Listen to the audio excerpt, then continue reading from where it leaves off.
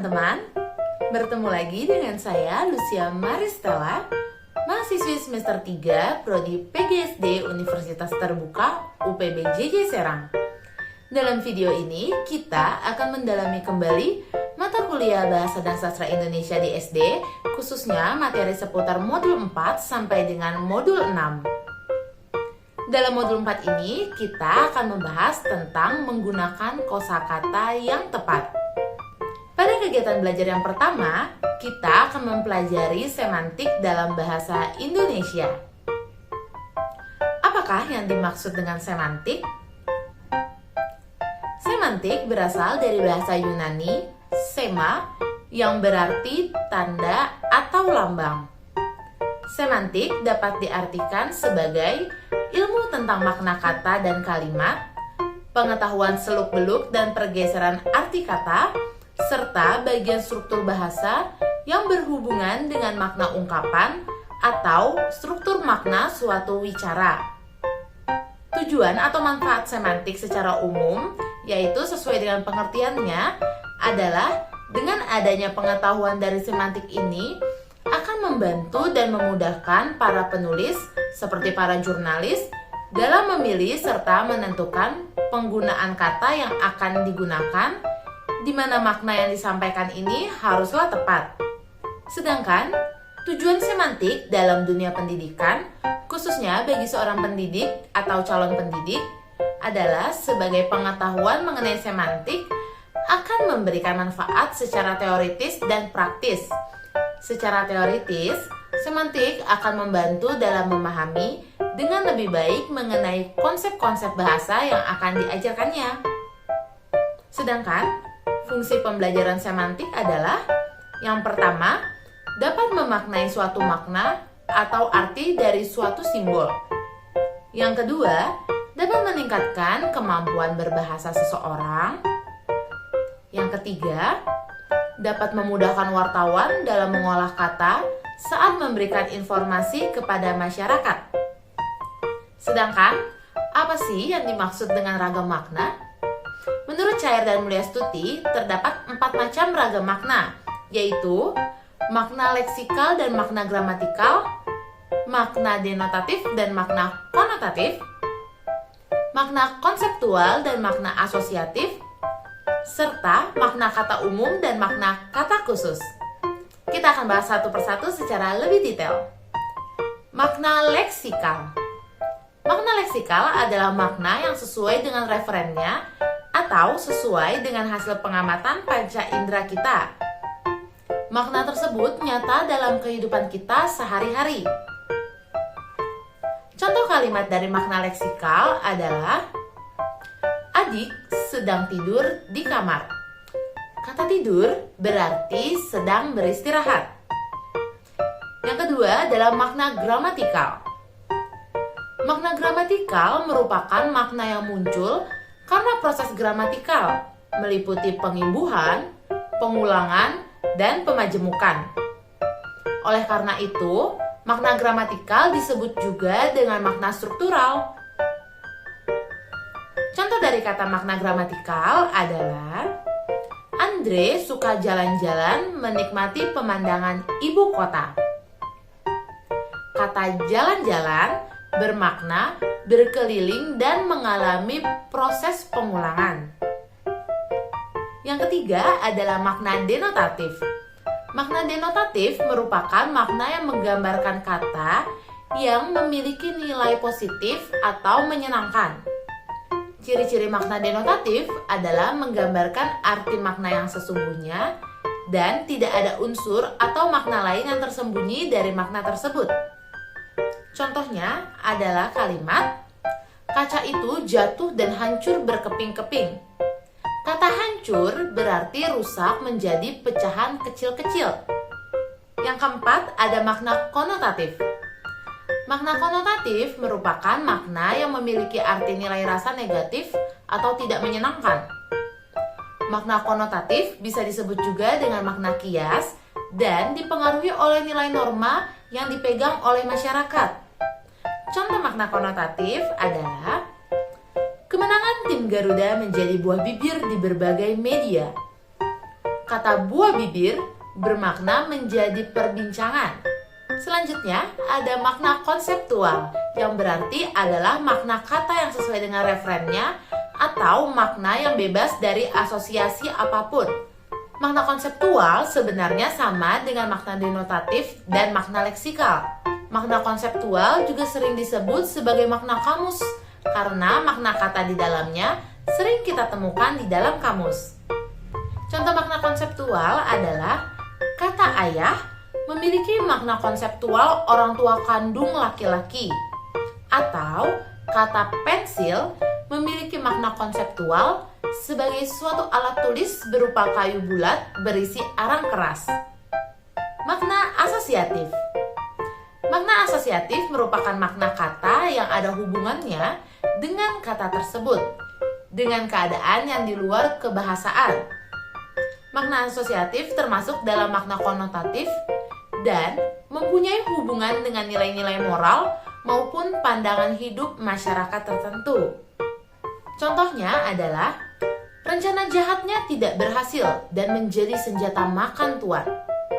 Frasa senjata makan tuan pada kalimat tersebut berarti senjata yang menyerang balik kepada tuannya, sehingga kalimat tersebut bisa dimaknai dengan rencana jahatnya tidak berhasil dan malah berbalik pada dirinya sendiri. Selanjutnya ada makna kata umum. Makna kata umum adalah makna suatu kata yang bersifat umum atau dapat digunakan secara umum dan baru jelas bila berada dalam konteksnya, sehingga bila makna kata umum lepas dari konteksnya, maka makna tersebut akan kabur. Contohnya, ibu berkunjung ke toko elektronik. Elektronik bermakna beraneka macam alat elektronik.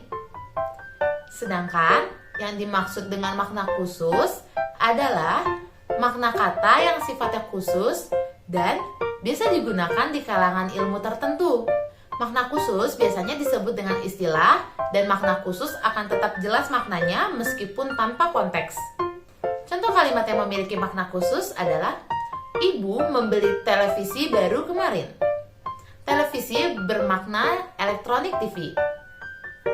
Sekarang kita akan membahas terkait dengan relasi makna. Relasi makna atau hubungan makna adalah hubungan kemaknaan antara sebuah kata, frase, klausa atau kalimat dengan kata, frase, klausa, atau kalimat lainnya. Hubungan tersebut dapat berbentuk sinonim, antonim, homonim, homofon, homograf, polisemi, dan hiponim. Sinonim. Sinonim berasal dari bahasa Yunani kuno yaitu onomo yang artinya nama dan sin yang berarti dengan. Sinonim dapat diartikan sebagai memiliki makna yang sama atau hampir sama yang sering, tetapi tidak dapat saling menggantikan dalam kalimat. Sinonim juga sering disebut sebagai padanan kata. Sinonim juga merupakan ungkapan yang maknanya kurang lebih sama dengan makna ungkapan lain. Contohnya, kata ulet bersinonim dengan kata giat. Maka jika diaplikasikan dalam kalimat adalah dia cukup ulet dalam melakukan pekerjaan sehari-hari. Prestasinya tersebut memang pantas ia dapatkan karena ia sudah giat belajar selama ini. Sedangkan antonim berasal dari bahasa Yunani kuno yaitu onoma yang berarti nama dan anti yang berarti melawan. Sehingga dapat kita simpulkan bahwa antonim merupakan sebagai ungkapan yang bermakna kebalikan dari ungkapan lain dan sering disebut juga dengan istilah oposisi makna. Beberapa jenis dari oposisi makna diantaranya adalah oposisi mutlak, yaitu kata yang memiliki pertentangan secara mutlak. Contohnya adalah tua dan muda, laki-laki dan perempuan. Oposisi yang kedua adalah oposisi kutub, yaitu kata yang memiliki pertentangan yang tidak mutlak. Contohnya adalah tinggi dengan rendah, pandai dengan bodoh. Selanjutnya ada disebut dengan oposisi hubungan, yaitu kata yang pertentangannya saling berhubungan. Contohnya adalah guru dengan murid, dokter dengan pasien. Ada lagi yang disebut dengan oposisi hierarki, yaitu kata yang berupa satuan ukuran, satuan hitungan, nama jenjang kepangkatan, dan sebagainya. Contohnya adalah gram dengan kuintal, sentimeter dengan meter. Sedangkan oposisi majemuk yaitu kata yang tidak hanya beroposisi dengan satu kata, tetapi dua kata atau lebih. Contohnya adalah jelek dengan bagus, manis, baik, cantik. Homonim berasal dari bahasa Yunani kuno onoma yang berarti kata dan homos yang berarti sama. Homonim berarti kata yang sama lafal dan ejaannya tetapi berbeda makna. Contohnya adalah tidak terasa kita sudah memasuki akhir bulan Mei, atau malam ini bulan bersinar terang. Sedangkan homofon adalah kata yang sama lafalnya tetapi berbeda ejaan dan maknanya.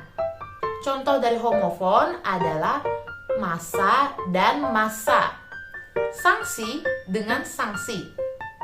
Homograf adalah kata yang sama ejaannya tetapi lafal dan maknanya berbeda. Contoh dari homograf adalah buah apel yang dibeli ibu di pasar sangat manis. Aldo mengikuti apel pagi bersama di alun-alun kota. Polisemi merupakan satuan bahasa yang memiliki makna lebih dari satu. Adapun contoh dari polisemi adalah dia baru saja terjatuh dari anak tangga. Ayah memiliki banyak anak buah di kantor. Anak pada kalimat pertama berarti anak tangga, sedangkan kata anak dalam kalimat kedua berarti seseorang yang berada di bawah pimpinan seseorang.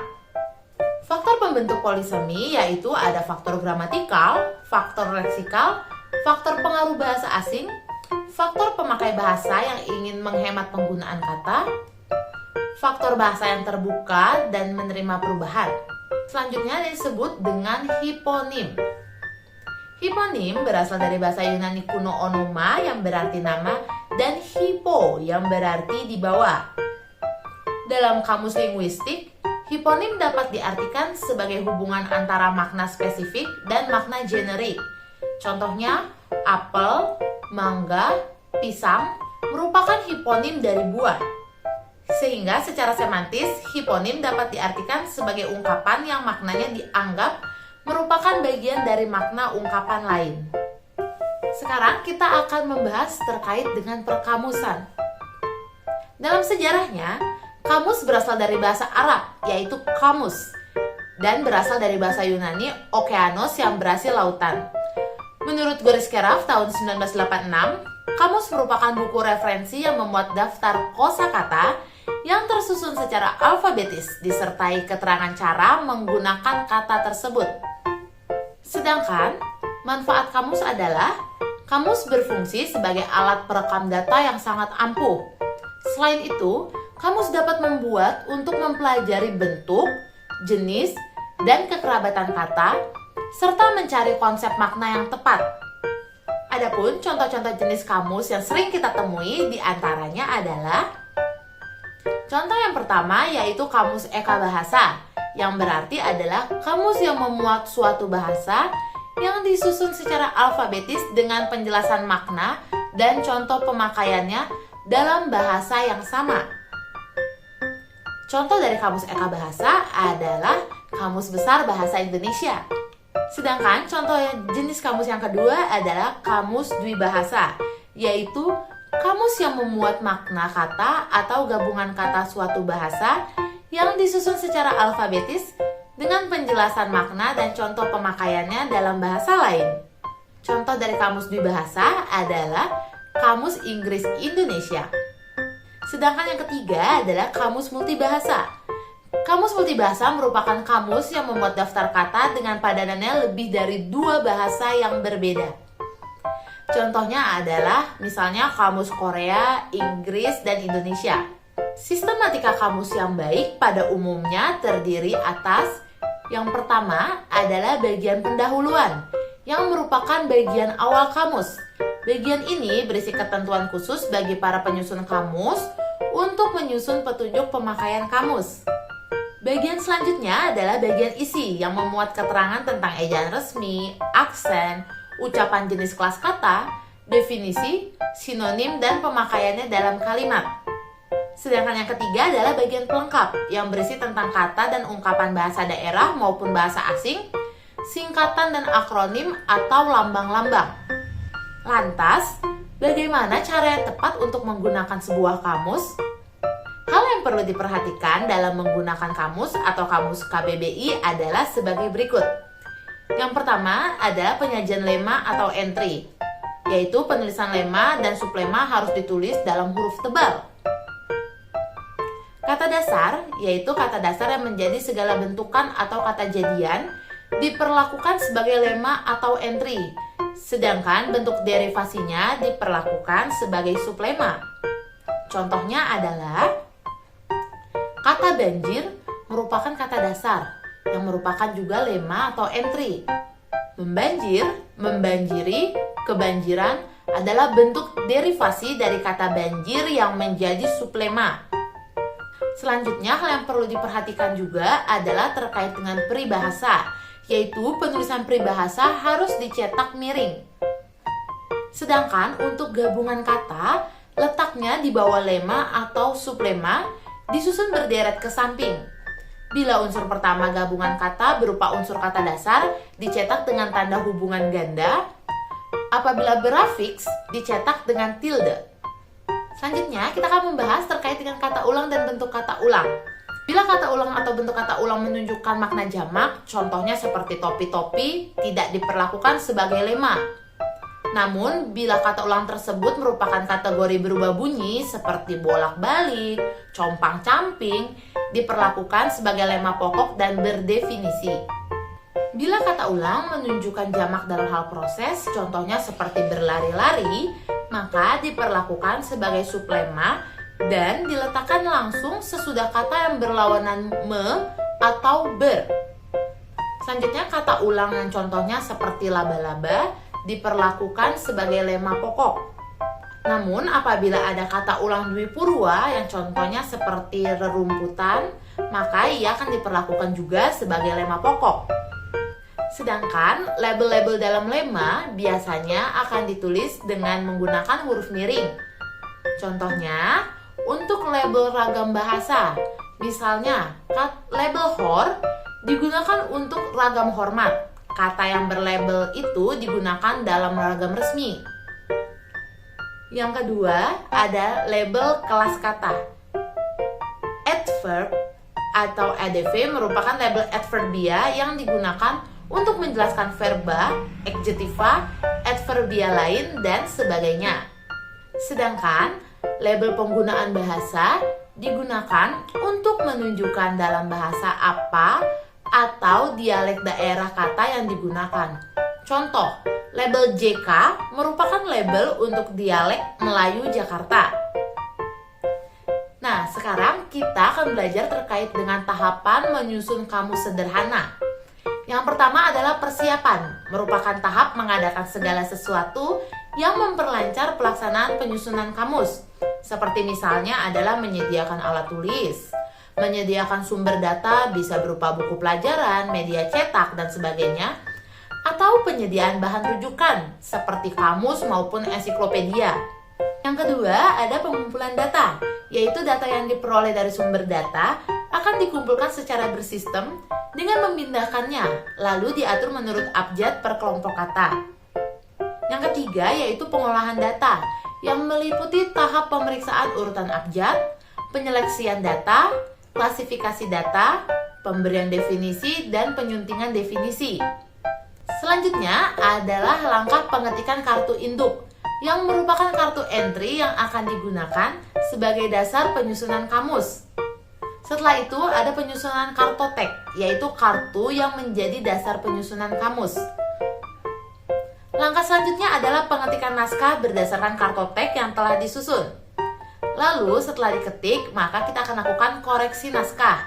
Dilakukan agar kamus yang siap dicetak terhindar dari kesalahan ketik. Cetak coba merupakan koreksi cetak coba, yaitu hasil cetak coba dikoreksi sebelum sampai pada tahap reproduksi kamus. Dan tahap yang paling akhir yaitu reproduksi, merupakan tahap akhir untuk menyusun kamus setelah selesai koreksi coba selesai. Sekarang kita akan membahas materi modul 5, yaitu Hakikat Sastra Indonesia. Dalam modul ini kita akan membahas dua materi, yaitu konsep sastra Indonesia dan unsur-unsur pembangun karya sastra.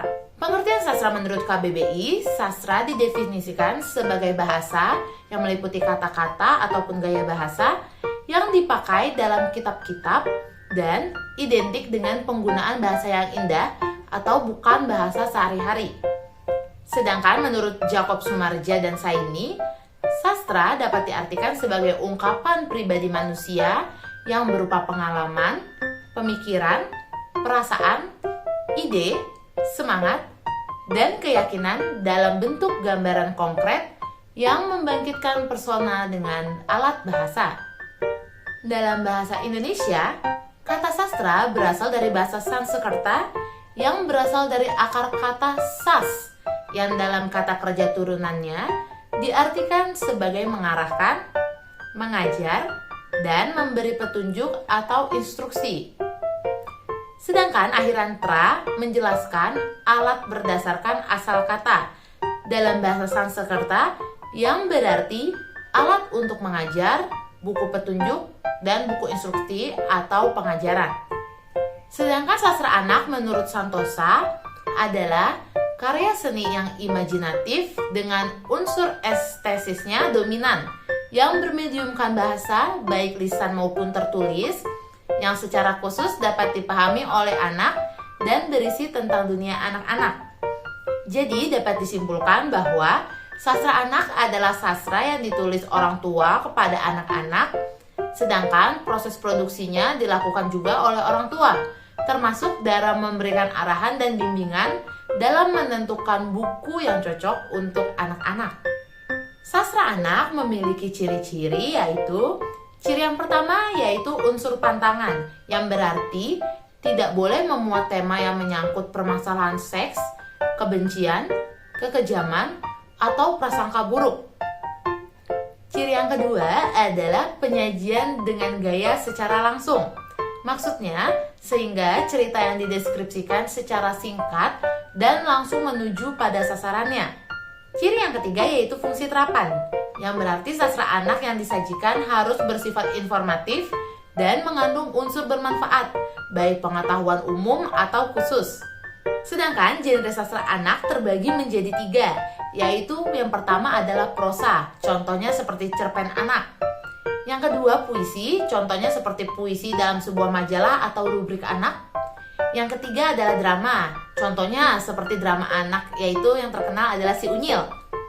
Sedangkan tokoh utama dalam genre sastra anak dibedakan menjadi 3. Yang pertama, alam benda mati seperti batu, sungai, air, sepatu, dan sejenisnya. Yang kedua, alam benda hidup seperti nama-nama binatang dan tumbuhan. Yang ketiga, alam manusia sendiri seperti tokoh dalam Timun Mas, Cindelaras, dan sebagainya. Menurut KBBI, apresiasi didefinisikan sebagai kesadaran akan nilai seni, penilaian terhadap sesuatu. Sedangkan menurut Santosa, ada 3 rumusan dalam apresiasi sastra anak, yaitu yang pertama adalah apresiasi sastra anak adalah penghargaan terhadap sastra anak yang didasarkan pada pemahaman. Yang kedua, apresiasi sastra anak adalah penghargaan atas karya anak sebagai hasil pengenalan, penghayatan, dan penikmatan yang didukung oleh kepekaan batin terhadap nilai yang terkandung terhadap karya sastra tersebut. Sedangkan, apresiasi sastra anak adalah kegiatan menggauli cipta sastra anak dengan sungguh-sungguh sehingga menghasilkan penghargaan dan kepekaan rasa yang baik terhadap cipta sastra anak. Kegiatan apresiasi langsung yang berarti adalah kegiatan yang dilakukan secara sadar untuk memperoleh nilai kenikmatan dan kehikmatan karya sastra yang diapresiasi. Nilai kenikmatan identik dengan sesuatu yang menyenangkan atau memberi kepuasan. Sedangkan nilai kehikmatan biasanya berisi amanat atau nasihat-nasihat tentang kehidupan. Kegiatan apresiasi langsung meliputi 3 kegiatan. Yang pertama yaitu membaca sastra anak, lalu selanjutnya mendengarkan sastra anak saat dideklamasikan, serta menonton pertunjukan sastra anak ketika dipentaskan. Yang kedua ada disebut dengan kegiatan apresiasi tidak langsung, yakni kegiatan apresiasi tidak langsung merupakan kegiatan apresiasi yang menunjang pemahaman terhadap karya sastra. Kegiatannya meliputi 3 hal, yaitu mempelajari teori sastra, mempelajari esai dan kritik sastra, serta mempelajari sejarah sastra. Sedangkan kegiatan pendokumentasian dapat diwujudkan dengan mengajak peserta didik untuk membuat clipping karya sastra anak yang dimuat dalam majalah atau koran. Adapun untuk kegiatan kreatif dalam apresiasi anak adalah bentuk kegiatan yang bertujuan untuk meningkatkan kesadaran, kecintaan, dan penghargaan terhadap sastra anak. Contohnya adalah misalnya membuat majalah dinding di kelas untuk karya sastra anak, membaca puisi, atau bermain drama. Sekarang kita akan membahas kegiatan belajar 2, yaitu unsur-unsur pembangun karya sastra. Unsur pembangun karya sastra yang pertama adalah struktur dalam. Struktur dalam biasa disebut juga dengan unsur intrinsik. Unsur-unsur ini merupakan unsur yang membentuk karya sastra dan berasal dari dalam karya tersebut sendiri. Unsur tersebut meliputi yang pertama adalah tokoh, yaitu pelaku dalam cerita, sedangkan penokohan merupakan karakter dari tokoh tersebut. Contoh tokoh biasanya kita kenal dengan tokoh antagonis atau tokoh jahat, tokoh protagonis atau tokoh baik, dan tokoh tritagonis, yaitu merupakan tokoh pelaku. Yang kedua ada tema, yaitu merupakan ide utama dalam cerita. Yang ketiga ada alur, yaitu rangkaian peristiwa yang terjadi dalam cerita. Contohnya ada alur yang biasa kita temui, yaitu ada alur buka yang menjelaskan awal cerita, alur tengah yang menjelaskan kondisi menuju puncak, serta alur puncak yang menjelaskan puncak cerita, dan yang terakhir ada alur tutup yang menjelaskan tentang akhir cerita. Yang keempat ada latar, yaitu lingkungan tempat peristiwa terjadi. Ada 2 jenis latar, yaitu yang pertama adalah latar sosial yang meliputi gambaran keadaan masyarakat atau kelompok sosial seperti sikap, cara hidup, dan bahasa. Lalu ada latar fisik, yaitu latar berupa tempat wujud fisik terjadinya peristiwa. Unsur yang kelima adalah gaya penceritaan, yaitu tingkah laku pengarang dalam menggunakan bahasa agar menimbulkan efek-efek atau penekanan tertentu. Contohnya seperti pemilihan materi bahasa, pemakaian ulasan, pemanfaatan gaya bertutur. Yang keenam ada pusat pengisahan atau point of view, yaitu penempatan diri pengarang dalam cerita tersebut. Contohnya ada pengarang sebagai tokoh cerita, pengarang sebagai tokoh sampingan, pengarang sebagai orang ketiga, bahkan pengarang sebagai pemain atau narator. Selanjutnya kita akan membahas terkait dengan unsur intrinsik dalam puisi. Yang pertama adalah unsur estetik bunyi, yang merupakan unsur yang saling berjalinan untuk memperoleh ekspresivitas secara intensif. Contohnya persajakan, yaitu pengulangan bunyi. Contohnya ada pola sajak AAA atau pola pantun ABAB. Yang kedua ada orkestrasi, yaitu bunyi musik pada puisi, kombinasi satuan bunyi di awal, tengah, dan akhir. Selanjutnya, unsur estetik satuan arti yang berupa unsur-unsur frase, kata, dan kalimat yang dipilih dan disusun dengan tujuan mendapatkan nilai estetik. Materi selanjutnya adalah cerita anak-anak yang terdapat pada modul 6. Sebagai pendidik di sekolah dasar, cerita anak-anak merupakan salah satu materi yang sering kita temui dari jenjang kelas kecil hingga kelas besar. Pada hakikatnya, cerita anak-anak merupakan cerita sederhana yang kompleks dan berbicara tentang kehidupan anak-anak dengan segala aspek yang berada dan mempengaruhi mereka. Ciri-ciri cerita anak yaitu yang pertama adanya unsur pantangan atau unsur negatif yang mempengaruhi perkembangan anak. Yang kedua adalah penyajian yang disajikan secara langsung, serta yang ketiga adalah fungsi terapan yang mengemban misi pendidikan, pertumbuhan anak, dan pengalaman seputar kehidupan. Lantas, apa saja manfaat dari cerita anak? Manfaat cerita anak yang pertama yaitu cerita anak dapat menanamkan rasa peka dalam diri untuk membedakan hal yang baik dan hal yang buruk. Yang kedua, Cerita anak dapat membuka mata hati anak lebih jauh ke depan dan melihat hakikat hidup yang sebenarnya. Yang ketiga, menanamkan rasa cinta tanah air, bangsa, dan rasa tanggung jawab yang tinggi, serta memperkaya perbendaharaan kata anak, serta meningkatkan kemampuan terampil berbahasa lisan maupun tulis. Sedangkan jenis cerita anak terbagi menjadi 5, yaitu yang pertama adalah cerita jenaka, yang merupakan cerita yang mengungkapkan hal ihwal atau tingkah laku konyol tokoh. Yang kedua adalah dongeng, yaitu cerita yang didasari atas angan-angan atau hayalan. Yang ketiga ada yang disebut dengan fabel, yaitu cerita yang menampilkan hewan sebagai tokoh. Namun, hewan tersebut memiliki kemampuan selayaknya manusia yang dapat berpikir, bereaksi, maupun berbicara. Yang keempat ada legenda, yaitu cerita zaman dahulu yang biasanya berkaitan dengan sejarah. Serta yang kelima ada mite atau mitos, yang merupakan cerita yang berkaitan dengan kepercayaan kuno atau kehidupan dewa maupun makhluk halus yang memiliki kekuatan gaib. Unsur-unsur pembangun dalam cerita anak seperti yang telah dibahas pada modul 5, yaitu unsur pembangun dalam cerita anak diantaranya adalah yang pertama yaitu tema, yang merupakan gagasan pokok yang mendasari sebuah cerita. Yang kedua ada amanat, yaitu hal yang ingin disampaikan pengarang kepada pembaca. Ada amanat implisit yang merupakan amanat tersirat di dalam cerita. Sedangkan amanat eksplisit merupakan pengarang pada tengah atau akhir cerita menyampaikan gagasan-gagasan yang mendasari cerita tersebut. Yang ketiga ada tokoh, yang merupakan individu rekaan yang mengalami peristiwa di dalam cerita. Tokoh dibedakan menjadi berdasarkan fungsinya, yaitu tokoh sentral atau tokoh utama dan tokoh bawahan atau tokoh sampingan. Namun, kehadirannya tetap diperlukan untuk mendukung tokoh utama.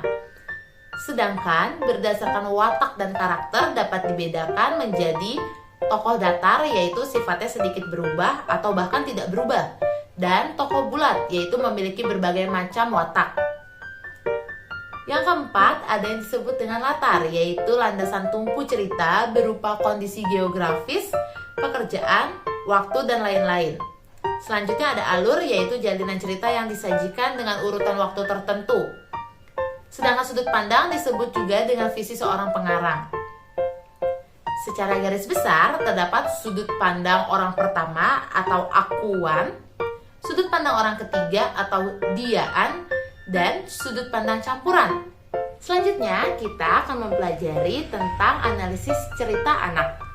Apakah yang dimaksud dengan analisis? Menurut Kamus Besar Bahasa Indonesia, analisis bermakna penyelidikan terhadap sesuatu.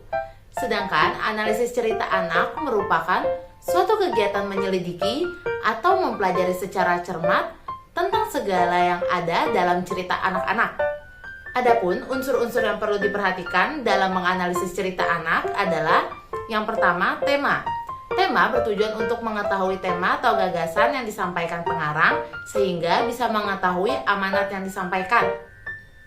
Yang kedua yaitu tokoh, yakni dengan mengamati karakter, peranan, serta gaya bahasa yang digunakan tokoh cerita tersebut. Yang ketiga, latar. Bertujuan untuk mengamati latar waktu, latar tempat, maupun latar suasana dalam cerita. Latar akan membawa pembaca pada suatu situasi suasana dalam cerita. Yang keempat yaitu alur, yaitu untuk mengetahui kepandaian penulis dalam menuangkan ide atau gagasannya ke dalam cerita. Yang kelima ada gaya bahasa. Gaya bahasa dan pemilihan kata yang dipilih penulis dapat mempengaruhi penggambaran suasana maupun tokoh dalam cerita. Sedangkan sudut pandang dipilih berdasarkan tujuan pengarang untuk menempatkan tokoh dalam cerita tersebut. Baiklah teman-teman, kita telah mempelajari materi modul 4 sampai dengan modul 6. Semoga apa yang disampaikan dalam video ini dapat mempermudah teman-teman untuk memahami garis besar materi pada modul tersebut. Sampai bertemu pada video selanjutnya. Sampai jumpa!